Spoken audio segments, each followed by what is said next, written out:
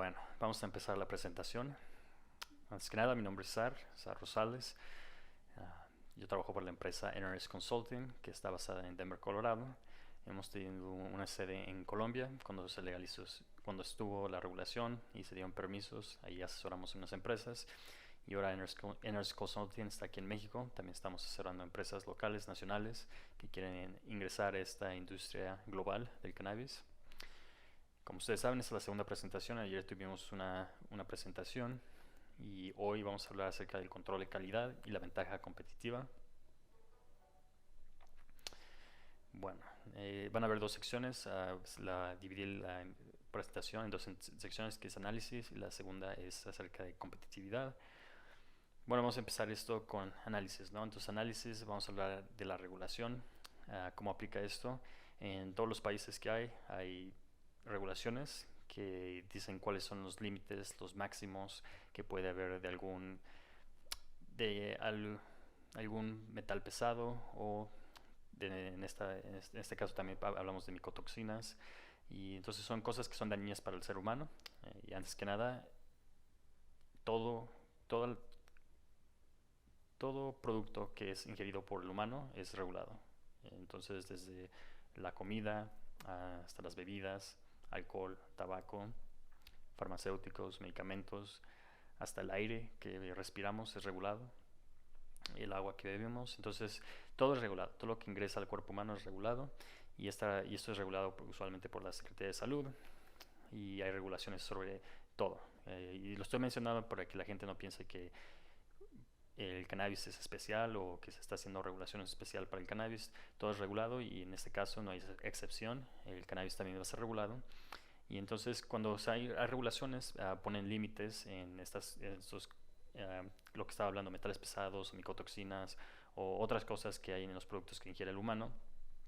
Y estos límites los miden a veces por partes por millón, pero siempre va a haber una regulación que te dice exactamente cuáles son los límites que hay. Ahora, hay países que tienen límites más altos. Algunos dicen que les importa más su ciudadanía que otros. Hay otros países que tienen límites más bajos y hay países que no tienen límites para nada. Un ejemplo, y ahorita vamos a hablar más acerca de esto, son de pesticidas, perdón, no pesticidas, plaguicidas. Los plaguicidas están controlados en la mayoría de los países del mundo, pero hay unos lugares donde no los controlan. Y la razón por controlarlo, ahorita vamos a hablar de esto, pero es porque si estás poniendo un plaguicida en un producto que va a ser consumido por el humano, si este producto que le estás adicionando, plaguicida, es dañino a la salud, tiene que ser controlado o prohibido. Entonces, cuando estamos hablando de análisis, estamos haciendo análisis para estar dentro de estos rangos, estos límites que ha puesto la regulación. Y como ustedes saben, ahorita no hay regulación, entonces no sabemos cuáles van a ser los límites, pero lo podemos comparar como en otros países como Estados Unidos, Canadá, Europa. Solo para que sepan, uno de los lugares, como hablamos ayer y muchos de ustedes saben, y los que no saben, en Estados Unidos son algunos estados han regulado, no todo el país ha regulado, y en Canadá sí, todo el país ha regulado federalmente el cannabis para uso recreacional y medicinal. A lo que voy es de que si vas a Estados Unidos, cuando estamos hablando del tema del uso recreacional, se ha regulado diferente en diferentes estados. Entonces ahí lo interesante, podría uno decir, es de que un estado como Colorado pide análisis para micotoxinas, residuos solventes, pesticidas, metales pesados, pero puedes ir a un estado donde a lo mejor piden todo eso, pero no piden residuos solventes o no piden micotoxinas. Entonces es interesante eso, que lo puedes ver hasta dentro de un país cómo pueden ser diferentes regulaciones. Ahora en México va a legalizar federal, va a ser una regulación federal, una legalización federal. Entonces sí vamos a tener, ojalá que sí tengamos una regulación que nos diga todo esto, reglamentos, normas que nos digan exactamente qué es lo que podemos poner y qué es lo que no podemos poner.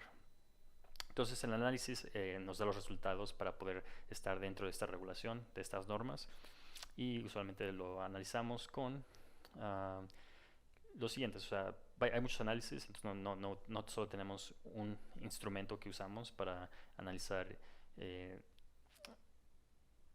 estos compuestos, pero pues por ejemplo también hacemos pruebas biológicas cuando estamos hablando de micotoxinas, aflatoxinas, que para ustedes, los que no saben, es básicamente moho. El moho tiene, bueno, no voy a entrar muy muy a detalle de todo esto, pero el moho produce unos químicos que son malos para la salud, son micotoxinas, y en este caso aflatoxinas, y son reguladas en varios países no son reguladas. Es más, la verdad, yo no sé si en México lo regulan las aflatoxinas en los productos, uh, los, bueno, no sé las cantidades que regulan para productos alimenticios, pero como les estaba mencionando, puede que México ponga unos reglamentos para la cantidad de micotoxinas y aflatoxinas que puede haber en el cannabis, como la flor, que te la vas a fumar directamente.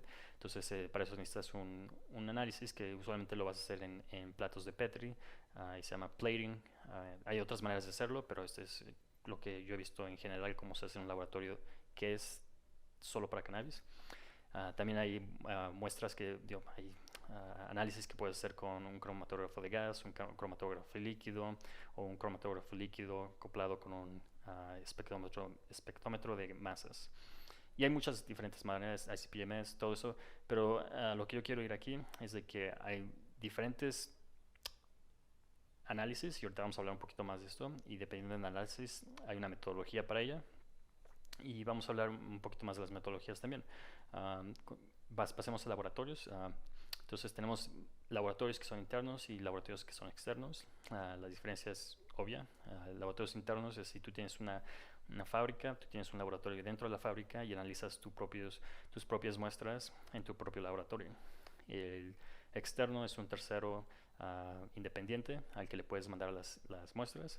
La diferencia usualmente, pero no siempre es así, el interno no está acreditado. Puede tener acreditación, pero puedes tener un laboratorio interno que es solo para tu propio uso y es nada más para tener un control de calidad todo el tiempo. Y solo para que sepan, usualmente cuando tienes un laboratorio interno es porque ya estás produciendo mucho y no tiene sentido mandar los análisis a un tercero, porque te va a salir costando más caro mandarle a un tercero a que tú analices tu propia producción. Ahora, una vez más, dependiendo de la regulación, puede que vaya a haber una regulación que pide que tienes que mandar los análisis a un tercero autorizado o solo un tercero independiente. Entonces sí tienes que tercerizar los análisis. Ahora hablemos un poquito de calidad, ¿no? Calidad dentro de los laboratorios. Como les dije, el laboratorio interno la mayoría de las veces no está acreditado, pero sí lo puedes acreditar. Entonces tienes que estar muy cuidadoso de que las pruebas que tú estás haciendo, los resultados que tengas sean confiables y que estén dentro de un rango de error que sea aceptable. Y usualmente como checas esto es que verificas tus resultados con otro laboratorio, con un tercero. Así es como lo puedes hacer. Ahora, cuando estamos hablando de un tercero independiente, dependiendo también de la regulación de ese país, tienes que estar acreditado por una organización o algún organismo federal, o también puede ser algún organismo internacional, dependiendo de la regulación del país.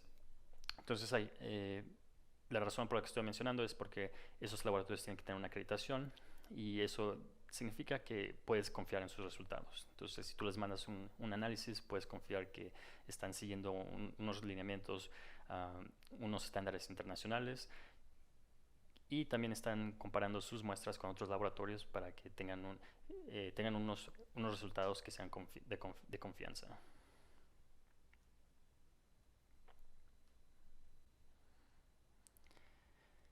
Bueno, entonces hablemos un poquito más de esto, ¿no? Entonces, cuando estamos viendo los laboratorios en lugares que ya han legalizado, como Estados Unidos, por ejemplo, voy a utilizar el ejemplo porque es un muy buen ejemplo. Cuando estamos hablando de terceros, estás tercerizando tus análisis a un laboratorio.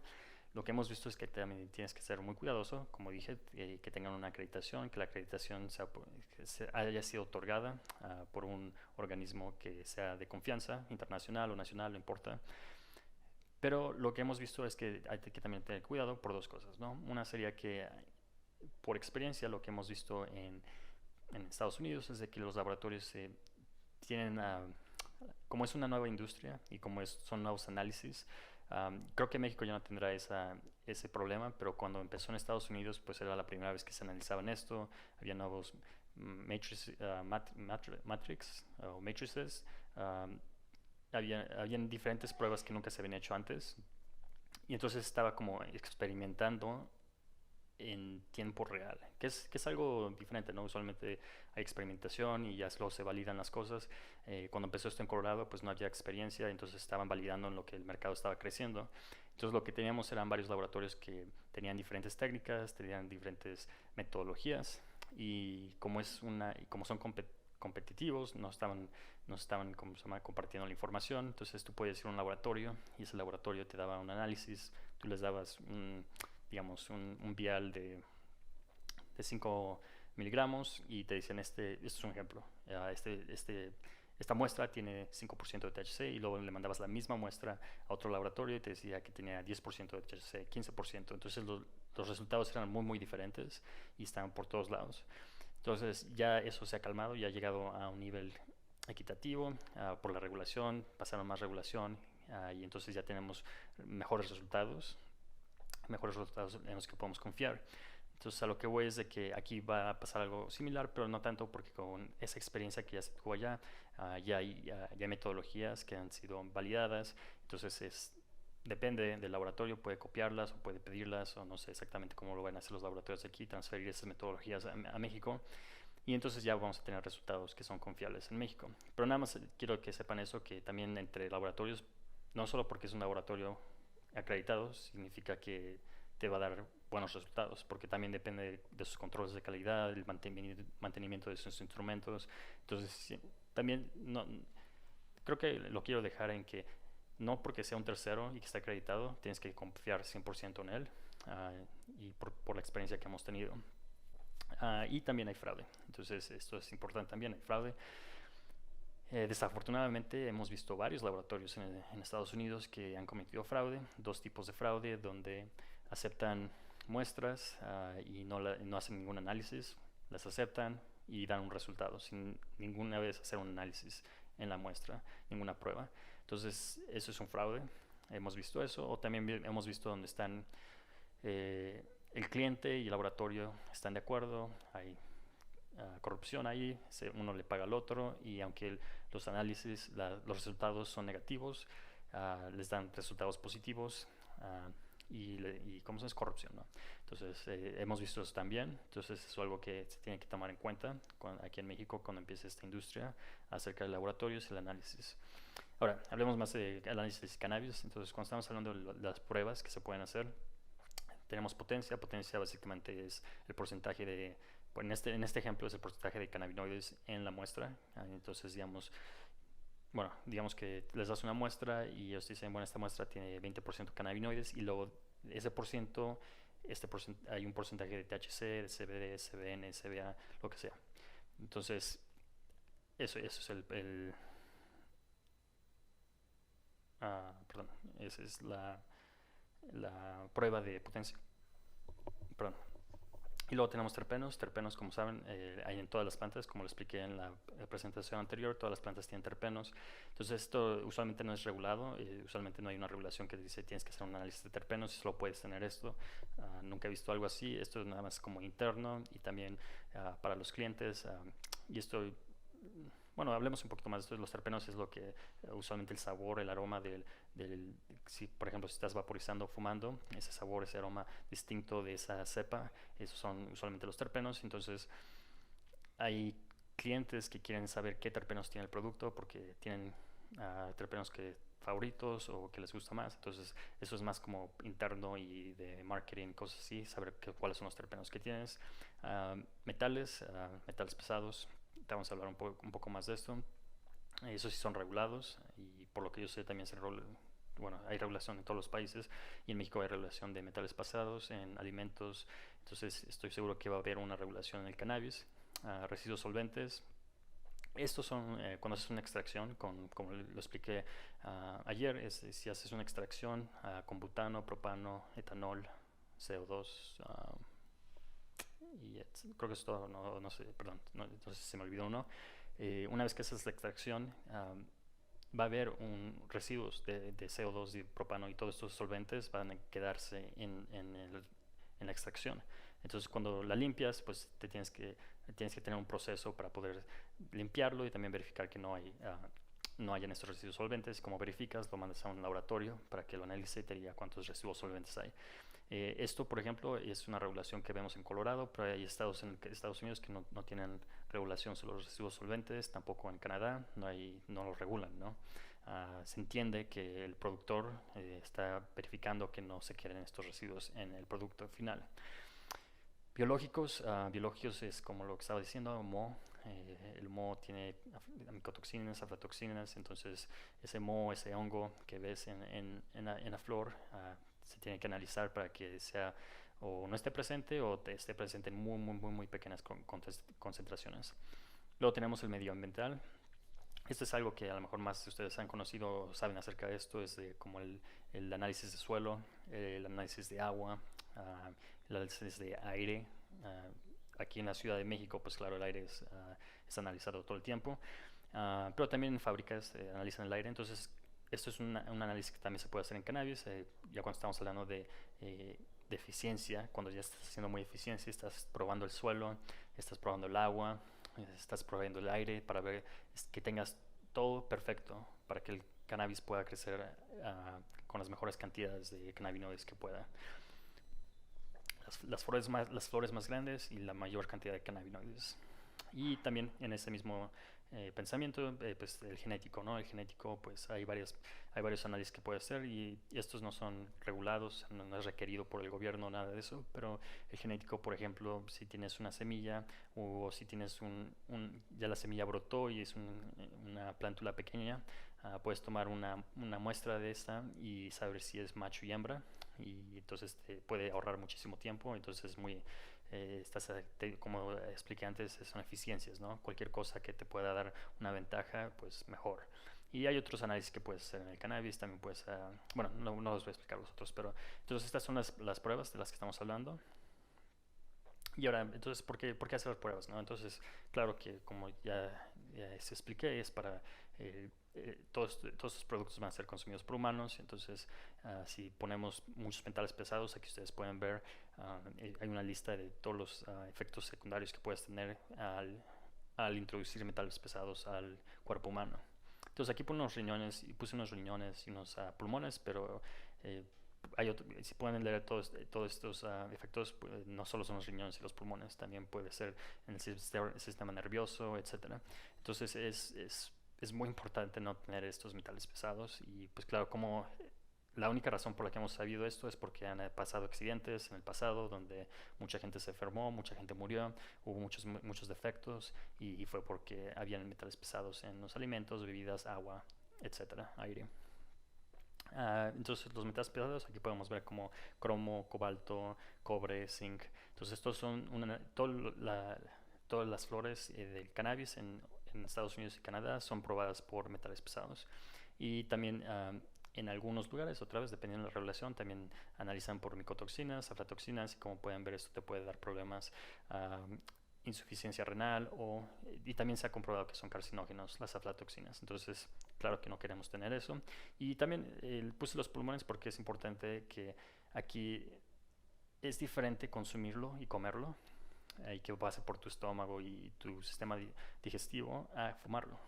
Fumarlo va directamente a los pulmones y de los pulmones va directamente al torrente sanguíneo.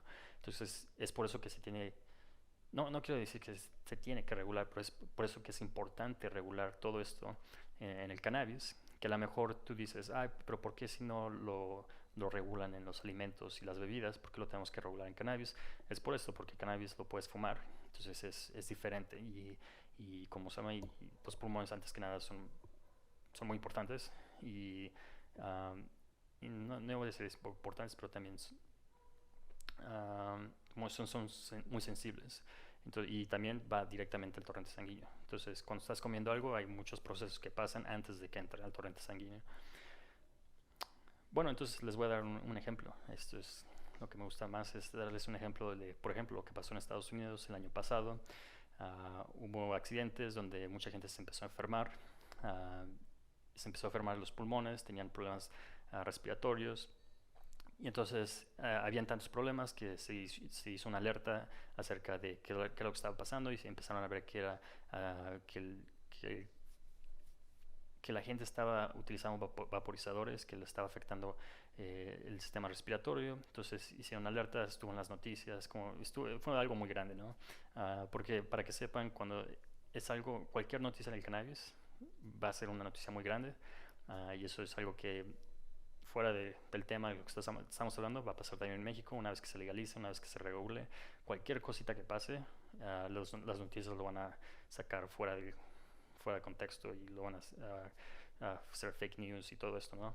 Entonces en Estados Unidos hubo esta alerta, estuvo en todas las noticias, pero hubo algo bueno de esto. Entonces se encontró que los vaporizadores que principalmente venían del mercado negro, y esto estaba sucediendo en estados donde no era legal. Entonces no estaba sucediendo en estados donde era legal, porque ahí lo tienen regulado, altamente regulado. Entonces estaba pasando en estados donde no era legal. Entonces estaban encontrando que el mercado negro, pues la gente estaba comprando mercado negro porque no era legal en su estado, y estos vaporizadores tenían acetato de vitamina E, y entonces esto estaba causando neumonía, neumonitis, problemas respiratorios. Y entonces lo bueno de esto fue que una vez que se supo esto, los estados donde es legal, totalmente, los que no lo prohibían, totalmente lo prohibieron al saber esto. Y también la gente que estaba comprando en el mercado negro dejó de comprar. Entonces, sí hubo gente que se enfermó, creo que sí hubo una persona que se murió, o dos personas que se murieron, pero no llegó más allá porque se hizo esta alerta, se investigó y se supo exactamente qué era lo que estaba pasando, y los estados que es legal totalmente lo prohibieron, y la gente se informó y dejó de comprar esos productos en el mercado negro. Y también los fabricantes que están adicionando este acetato de vitamina E, que no sabían, o sea, si habían unos que no sabían para nada, no sabían que era malo para los pulmones, lo dejaron de utilizar. Entonces, ese es un buen ejemplo de lo que puede pasar cuando hay una emergencia sanitaria. Bueno, entonces eso es todo acerca de la primera sección de análisis. Expliqué cuáles son los análisis, por qué hacemos los análisis, cómo se hacen los análisis, muy brevemente, muy rápidamente en general, pero creo que ya pueden entender por qué es importante, porque en esta industria, si se quiere entrar a la industria, hacer dinero, pero también tiene que ser uno pensar del lado de la seguridad de salud, la salubridad de los productos que estamos vendiendo. Y entonces es muy importante, no es nada más hacer dinero, pero también hacer productos que son buenos para los consumidores, aunque sea para un uso recreativo o recreacional o lúdico. Bueno, entonces pasamos a la próxima sección, que es eficiencia y competitividad. Entonces, como ustedes saben, hay toda una cadena de producción. Aquí nada más dice la cadena de producción de alimentos, pero como ustedes saben es muy parecida bueno, el cannabis es un alimento, entonces esto aplica, pero también aunque sea para uso lúdico o recreacional, como ustedes saben, lo puedes comer como uso lúdico o recreacional, entonces también aplica como una cadena de producción alimenticia. Y como pueden ver, empezamos desde el cultivo en del lado izquierdo hasta la venta en tu casa. Aquí nada más vamos a hablar de la parte del cultivo y la fabricación, eso es lo que nos vamos a enfocar. Y vamos a empezar con los cultivos, los cultivadores. Entonces, vamos a hablar de los variables, ¿no? Entonces, antes que nada, el cultivo, todos sabemos que es muy difícil. El cultivo se sabe que es muy riesgoso. ¿Y por qué, no? Porque hay muchas variables. Cuando estás cultivando, pues tienes variables como los que tenemos aquí, ese es el clima. No sabe, bueno, usualmente se sabe alrededor cómo es el clima, de cómo usualmente se comporta el clima año tras año, pero pues como estamos ahorita viendo que hay un cambio global del clima, pues es un poquito más difícil, es un riesgo más alto. Están cambiando las cosas, entonces antes sí se sabía cómo se iba a comportar el clima año tras año, ahorita es un poquito más diferente, y hay cambios que están sucediendo en este momento, y esos son riesgos. Y todo esto pues te da una ventaja o una desventaja dependiendo de dónde estás. Claro, igual como lo dije en la presentación anterior, el cannabis es una planta que se puede convertir en hermafrodita, y cuando hace eso produce semillas para sobrevivir, pero cuando produce semillas gasta muchos recursos en producir semillas, y eso significa que las flores son más pequeñas, y si las flores son más pequeñas también produce menos cannabinoides, entonces estás a una desventaja. Entonces eso es importante. El clima, el agua también. El agua también si... Bueno, les puedo decir que si hay gente que está pensando en cultivar cannabis y fabricarlo y venderlo en gran escala, y están pensando en hacerlo en un lugar donde solo se puede acceder al agua en como lluvia temporal. Es muy difícil competir en esto y dudo que puedan hacerlo, ya que si no sabes si va a llover o no va a llover ese año, o si no sabes en qué mes va a llover, o si a lo mejor si llueve, digamos que si llueve, pero no llueve tanto como pensabas que iba a llover, entonces nunca puedes saber qué tipo de producción vas a tener. Y si esta va a ser una industria tan controlada, tan regulada, va a ser muy difícil que puedas vender estos productos sin saber exactamente qué es lo que vas a tener ese año. Entonces lo veo muy difícil que cultivadores temporales vayan a poder entrar a esta industria. También sequías, ¿no? Sequías es un problema y está relacionado a esto de que si no tienes, bueno, ahorita vamos a hablar un poquito de esto, si no tienes variedades que soporten más las sequías que otras, no vas a poder producir y no vas a ser competitivo y no vas a tener una ventaja en este mercado tan competitivo. Hablemos de las pestes, ¿no? Los pestes, hay miles y miles y dependiendo en qué zona geográfica estás. Y esto es algo interesante que mencioné en la otra presentación, es de que muchos cultivadores en este momento, antes que nada, algunos no están dentro de la regulación. Entonces, bueno, antes que nada, los que están cultivando en este momento no están regulados. ¿Por qué? Porque es ilegal. Entonces, estos cultivadores no tienen ninguna regulación absoluta o no siguen ninguna regulación. Entonces, lo que pasa es que ellos están usando pesticidas y digamos, no solo pesticidas, plaguicidas, ¿no? Insecticidas, plaguicidas, lo que sea. Están usando estos químicos y puede que sean legales, pueden ser que sean legales, sean regulados, pero si hay gente que está en el mercado negro produciendo esto y hay muchos que no saben. Están utilizando pesticidas que son legales y están regulados, pero están poniéndole más de lo que es. Entonces, si lo que estábamos hablando, por ejemplo, si hay un límite de 100 partes por millón, ellos, si le hacen un análisis, tienen 500 partes por millón, ¿no? Porque hay pestes y como es un mercado ilícito, pues tienen que hacer lo que tienen que hacer para producir. Entonces, una vez que ya es legal, ya no puedes usar eso. Y una vez que ya está regulado, no puedes hacer eso. Digamos, si la legalización pasa y sacan licencias, puedes perder tu licencia, ¿no? Entonces, es muy importante que sepamos que si lo legalizan y lo regulan altamente, va a ser muy difícil usar pesticidas. O sea, sí van a dejar de usar todavía plaguicidas, pero van a ser controlados y puede que la gente que ahorita está cultivando, o puede que gente que está cultivando legalmente ahorita algún producto agroalimentario y quiere entrar a esta industria, vea que están prohibiendo muchos de los químicos que usan en este momento legalmente y entonces no sea tan factible poder cultivar el cannabis donde lo cultivan porque no pueden controlar las pestes sin esa cantidad o sin esos pesticidas. Ahora hablemos un poquito más de estos plaguicidas, porque estamos hablando de alguien que está al aire libre, ¿no? Alguien que está cultivando al aire libre. Bueno, pues cuando estamos hablando de invernaderos, aún así se usan plaguicidas, son más limitados, o sea, se supone que si tienes un invernadero lo estás controlando y se supone que no tienes que tener ninguna plaga, pero claro, puede que haya una plaga, pero aún así puedes usar plaguicidas, pero depende también de la regulación, como dije, todo eso depende de la regulación. Pero algo que tomar en cuenta es de que tecnología, ¿no? Hablemos un poquito más de tecnología y cómo esto aplica en las ventajas de ser competitivo. Entonces estamos hablando de la tecnología, podemos usar cámaras. Hay invernaderos que tienen cámaras, tienen rieles, donde las cámaras corren a través del riel, por todo el invernadero y pueden detectar anomalías en la planta. Porque algo que quiero mencionar es que cuando estamos hablando de pestes, también podemos hablar de bacterias y viruses. Bacterias y viruses que también atacan la planta y la planta se enferma. Entonces hay cámaras que detectan diferentes colores de la planta y no voy a ir en detalles, esto lo pueden buscar en internet y entonces es una manera de tener una mejor competitividad si estamos hablando de invernaderos gigantes como los que vimos, por ejemplo, que están verificando las plantas todos los días y qué mejor que tenerlo automatizado donde hay una cámara y puede estar grabando todos los días, yendo a través del cultivo y detectar estas enfermedades antes de tiempo. Porque si las puedes detectar cuando empiezan, puedes prevenirlas. Entonces, Esa es una de las maneras en la que puedes usar tecnología para esto, ¿no? Solo para que sepan, también se están, bueno, bueno, se los voy a decir. Hay empresas de drones que están ahorita analizando drones para matar plagas. Entonces, digamos que estás en un invernadero grande y que hay, no sé, como palomillas.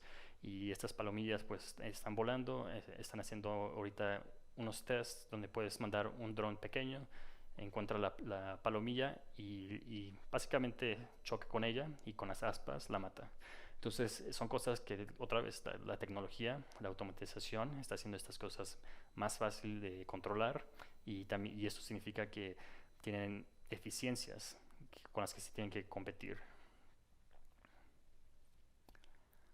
Bueno, una última cosa que podemos mencionar, porque mucha gente que sabe acerca de esto del cultivo va a saber acerca de los invernaderos y qué tan controlados están los invernaderos, donde puedes controlar el agua, los nutrientes, la luz, la temperatura, la atmósfera, la humedad, todo está controlado, ¿no? Para poder tener la mejor producción. Entonces, como lo vimos en el video anterior de la semana pasada, perdón, el video de la presentación pasada, este, hay invernaderos que son grandísimos y que... ¿A dónde iba con esto? Perdón.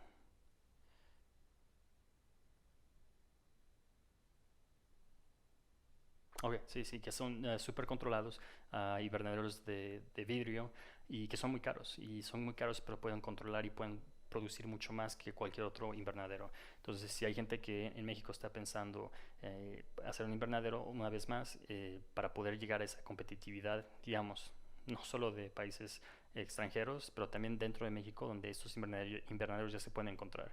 Muchas de las empresas que construyen sus invernaderos de los más modernos, los puedes encontrar aquí en México.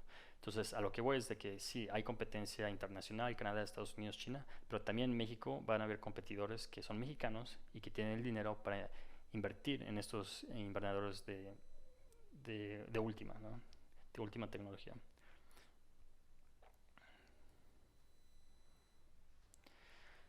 Bueno, entonces hablemos un poquito más de la producción, ¿no? Las ventajas competitivas. Entonces, cuando estábamos hablando, y esto hablamos un poco ayer, y estamos hablando de las variedades, ¿no? Entonces, estaba hablando yo de las variedades de que si quieres cultivar para cannabinoides, necesitas flores. Entonces, necesitas cultivar muchísimas flores y muchísimas cepas, muchísimas variedades. Bueno, necesitas cultivar la variedad que produce muchísimas flores con altos índices de cannabinoides que tú quieras. Porque a lo mejor altos índices de cannabinoides para ti es CBG y o a lo mejor para otra persona es CBA. Entonces me entienden, ¿no? Entonces tienes que encontrar la variedad que produce la mayor cantidad de lo que tú estás buscando. Entonces eso empieza con la genética, ¿no? La genética, tienes que encontrar una genética que va a producir más que, bueno, que va a producir lo más posible donde estás. Y ahora, ¿eso va a ser competitivo? No sabemos. Puede que tú consigas una genética que rinde lo más posible en tu área geográfica. Digamos que, un ejemplo, en Jalisco. Tú tienes la cepa que produce más en Jalisco, puede que lo que tú estás produciendo no se puede comparar nada a lo que está produciendo Sonora, con su cepa que ellos tienen, su variedad, como le quieras llamar.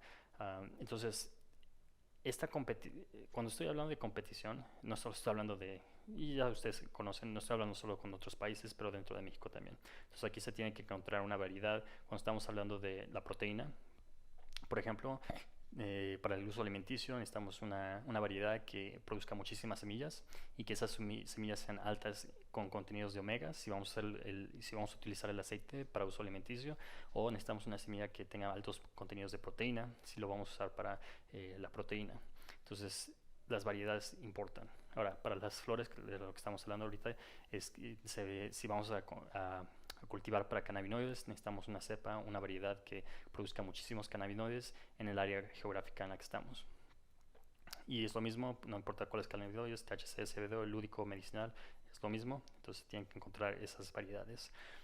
Y la fibra, ¿no? La fibra que sale del tallo es lo mismo. Si vamos a estar cultivando unas sativas que son altas, delgadas y tienen el tallo, y ahí les vamos a quitar y que tienen mucha fibra en el tallo, entonces ahí necesitamos unas cepas que en el estado que estés produzcan fibra que pueda competir con otros países, otros estados dentro del país. Bueno, entonces cuando estamos hablando de esto de cepas o estas variedades, estamos hablando de fitomejoramiento. Entonces el fitomejoramiento bueno, antes que nada, el fitomejoramiento es lo que se hace para producir una variedad, una genética, le puedes decir, un cultivar que tenga las propiedades que tú quieres. Entonces, si estábamos hablando de flores, estamos fitomejorando las plantas para que produzcan flores más grandes y con la mayor cantidad de cannabinoides. Entonces, eso es para tener un mejor rendimiento. Entonces, el rendimiento aquí son las flores. El rendimiento en el uso textil industrial son los tallos, la fibra. Y el rendimiento en el uso alimenticio es las semillas, ¿no? Entonces, se está buscando eso, pero también a la misma vez está buscando una mejor resistencia. Entonces, como estábamos hablando, hay bacterias, hay virus que atacan a las plantas. Entonces, también necesitamos cepas que sean variedades que a lo mejor estamos cultivando una variedad y nos está yendo muy bien, tiene un muy buen rendimiento, pero a la misma vez tenemos que estar cultivando otras variedades en lo que eso está pasando, porque nunca sabes en qué año va a entrar una bacteria o va a entrar un virus y todo lo que tú estás cultivando no va a funcionar, y entonces vas a necesitar una nueva variedad que no quiero decir que sea prueba, pero que pueda resistir esas nuevas virus y bacterias. Entonces es un fitomejoramiento, esto lo hacen agrónomos y es toda una industria. Es toda una industria y es por eso que muchas veces tú no produces tus propias semillas, tú compras semillas certificadas de un agrónomo que hizo el fitomejoramiento por varios años. Ahora sí les voy a decir que el fitomejoramiento no es tan fácil de cruzar una cepa con otra cepa y ya tienes un híbrido y ya tienes una nueva variedad. No, es más difícil que eso.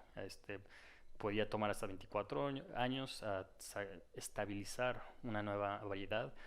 Ahora con tecnología y con nuevos métodos, pues lo puedes cortar a 6, 7 años y también con nuevos procesos, nuevos métodos de genética, puedes cortar ese tiempo aún más, pero no es nada fácil. Entonces, esto creo que lo voy a repetir una vez más porque mucha gente piensa que van a importar semillas de una página de internet no sé, de España, una página de Holanda o de Estados Unidos y van a importar semillas o van a ir y traerlas a México y las van a producir aquí y van a poder producir, van a poder empezar a cultivar todo este cannabis y a nivel, como se llama, a unos niveles industriales o a grandes, no sé, a grandes lotes, no sé cómo explicarlo ahorita, pero no es así, o sea, lo tienes que fitomejorar, esa semilla puede que no crezca nada bien en este ambiente, si lo creces en el sur a lo mejor es muy húmedo, si lo creces en el norte a lo mejor es muy árido, una vez más, lo puedes cultivar y puede que en esa área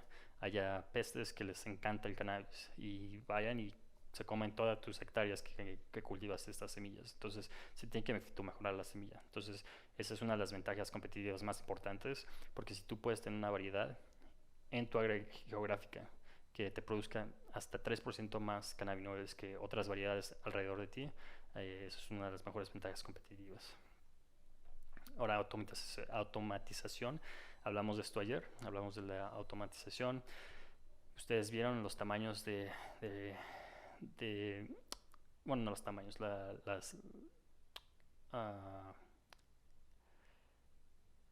las máquinas, la de cultivo, la de cultivación, la de cosecha, son máquinas ya muy automatizadas que la mano de obras es menos y menos y puedes plantar más y más y ahorita, bueno, no voy a poner los mismos videos, pero ustedes recuerdan que son unas máquinas que también ya el futuro es automatizar todo y las puedes hacer donde pueden uh, plantar ellas mismas, no tiene que haber alguien manejándolas o administrándolas. Estos pueden plantar automáticamente a través del día y pueden plantar hectáreas y hectáreas.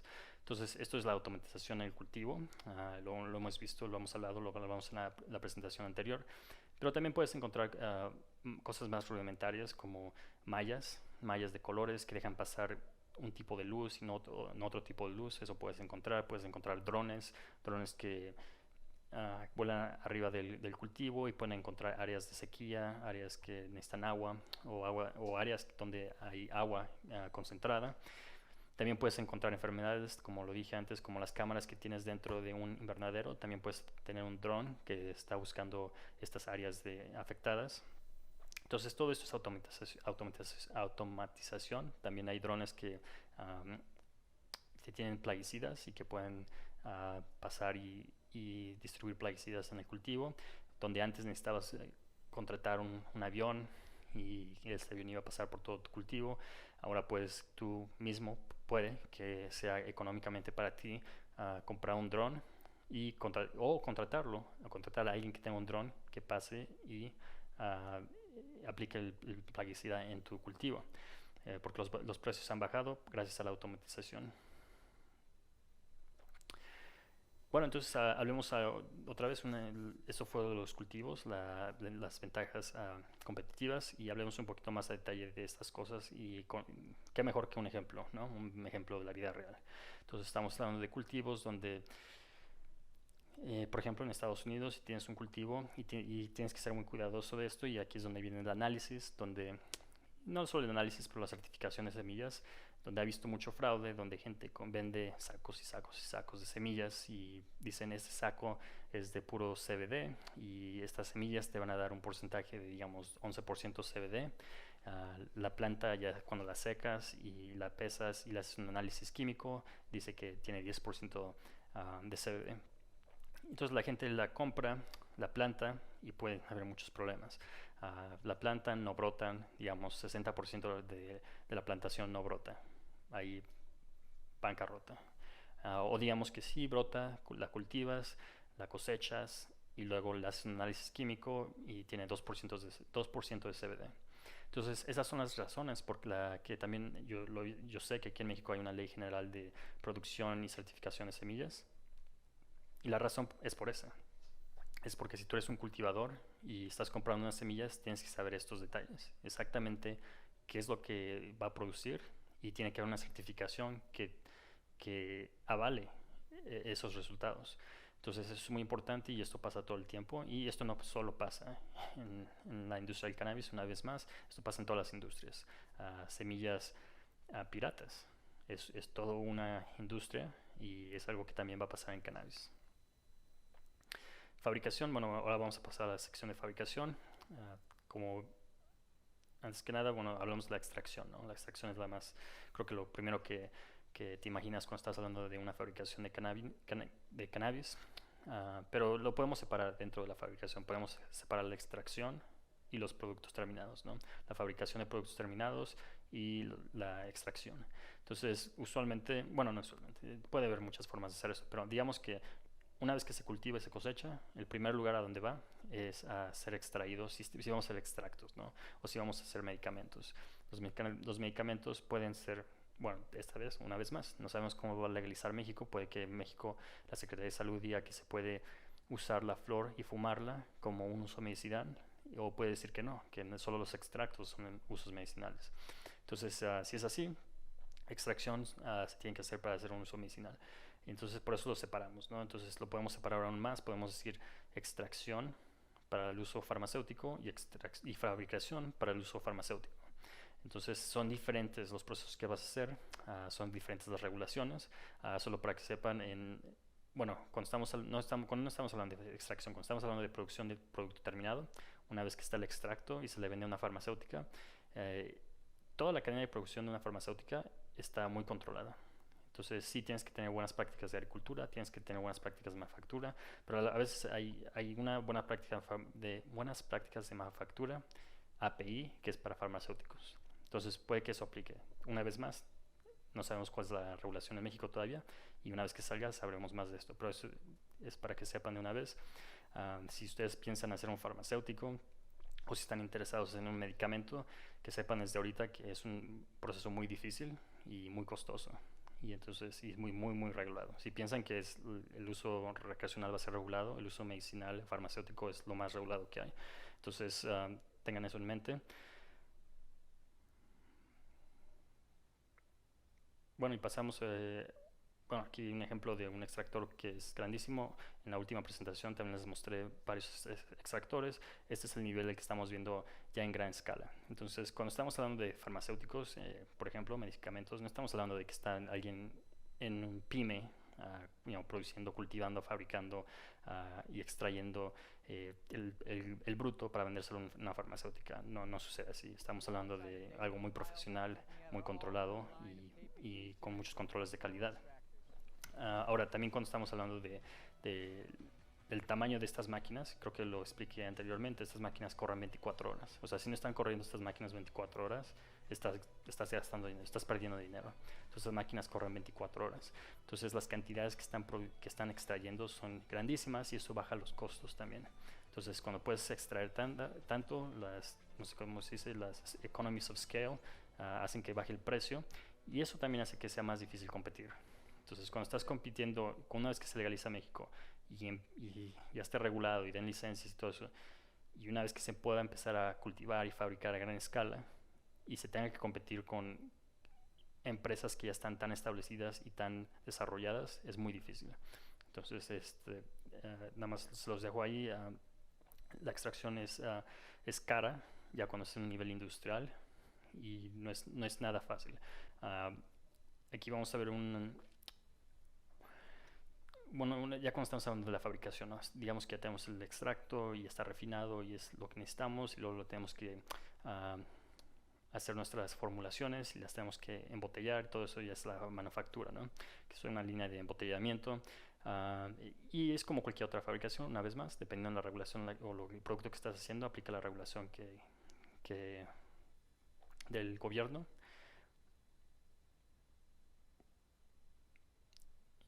Y hablemos un poquito más de acerca de la extracción, perdón.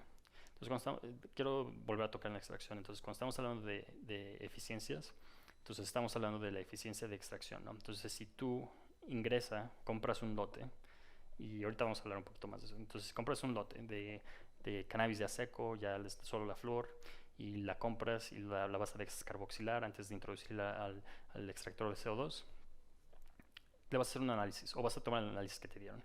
Entonces vas a leer el análisis, va a decir, esta flor tiene alrededor de 12% THC en total, ¿no? Entonces la extraes y luego vas a hacer otro análisis. Y ese análisis te va a decir, oh, este bruto tiene solo 8%. Entonces perdiste 4% de cannabinoides.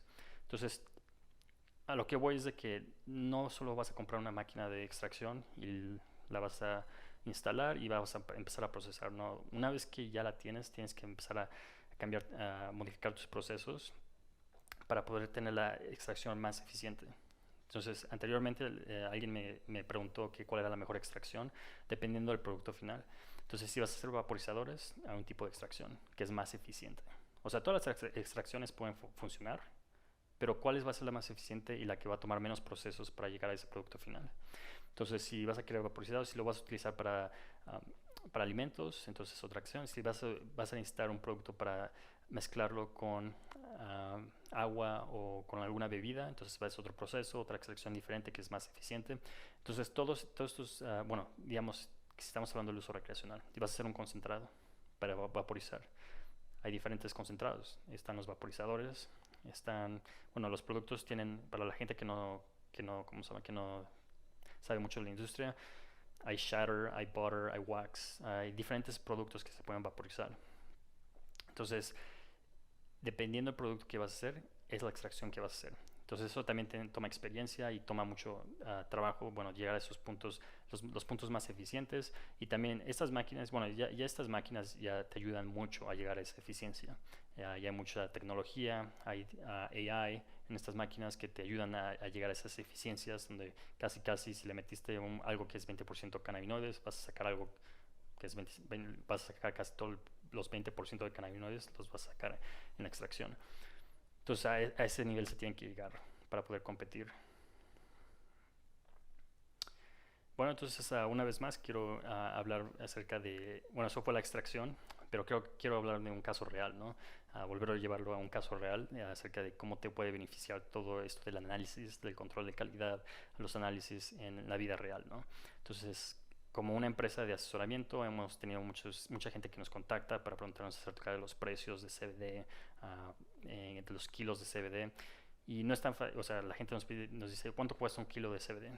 Entonces, no sabemos, bueno, sabemos que hay más que esa pregunta, ¿no? Entonces, estás hablando de un destilado, estás hablando de un aislado, de qué porcentaje si es un destilado, qué porcentaje de cannabinoides necesitas.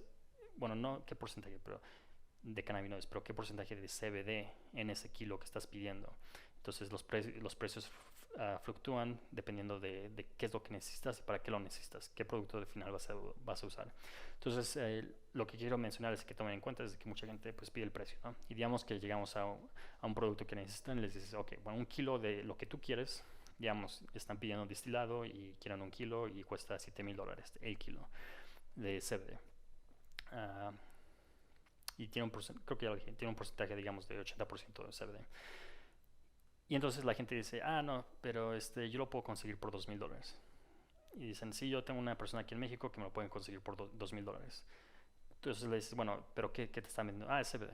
Y le dices, no, pero que, o sea, acabamos de hablar que es destilado, es aislado, qué porcentaje si es destilado. Y dicen, es lo mismo, es 80% CBD. Entonces en ese momento les preguntas, ok, tienes un certificado de análisis. O sea, estás pagándole a alguien $2,000 por un kilo que te enseña el certificado de análisis. Porque ellos te pueden decir 80%, tú no sabes si tiene 80%. Es un kilo, viene en una botella, tú no sabes si eso tiene THC, CBD o nada. O sea, no sabes qué es. Entonces, cuando estás trabajando con una industria desarrollada, como lo vimos, hay laboratorios que se especializan en eso y tienes un certificado de un laboratorio acreditado y es un tercero independiente. Entonces, aquí en México, antes que nada, no hay un laboratorio así. No hay ningún laboratorio que está acreditado y que está acreditado y que se especializa en cannabinoides.